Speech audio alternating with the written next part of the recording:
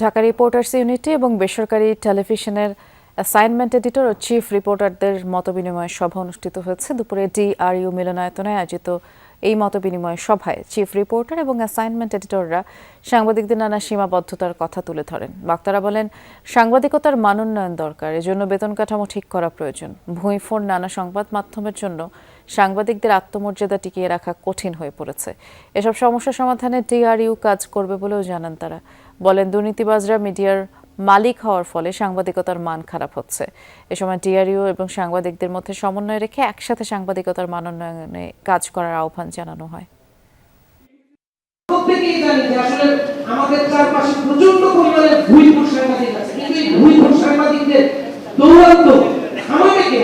আমাদের সময় এসেছে ভালো মানুষগুলোকে ঐক্যবদ্ধ হতে হবে, একত্রে থাকতে হবে এবং এই যে সমাজের যে ঝামেলাগুলো সেগুলো দূর করার জন্য আমাদের ঐক্যবদ্ধ হওয়া ছাড়া কোনো বিকল্প নেই।